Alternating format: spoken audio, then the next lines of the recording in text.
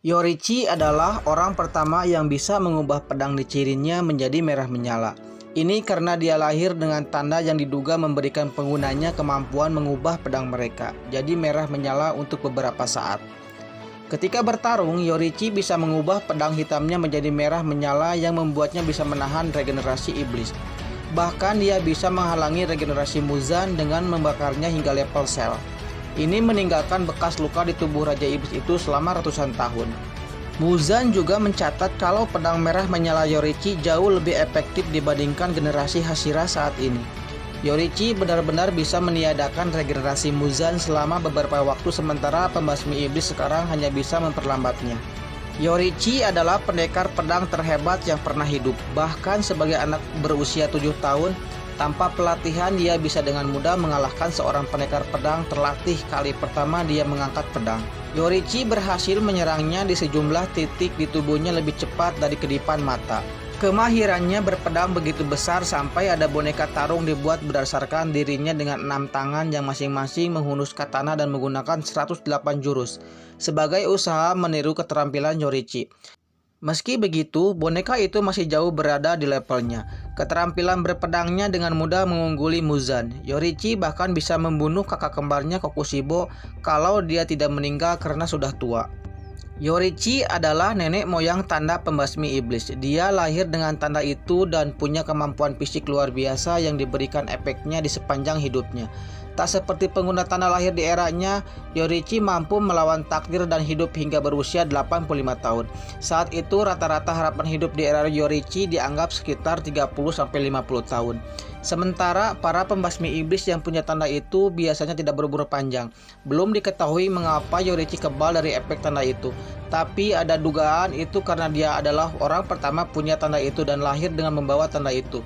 Tak seperti pembawa tanda lain yang harus berlatih untuk mendapatkannya. Yorichi punya kecepatan dan refleks yang tidak tertandingi. Dia bahkan bisa menghindari serangan Muzan yang dikenal atas kecerdasan dan kecepatannya.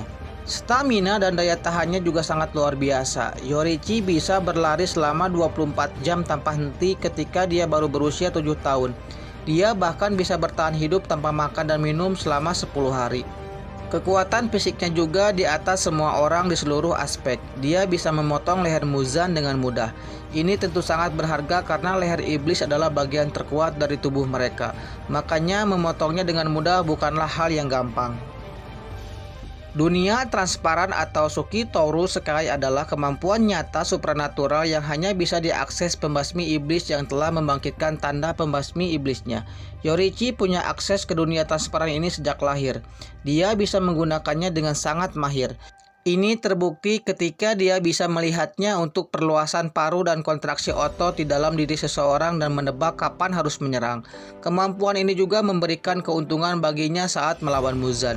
Ini memberinya kesempatan untuk menemukan kelemahan Raja Iblis itu dengan cepat dan mengunggulinya. Yorichi adalah pembasmi iblis terkuat dan paling legendaris. Dia menjadi pencetus teknik pernapasan matahari yang merupakan sumber seluruh teknik pernapasan di korps pembasmi iblis.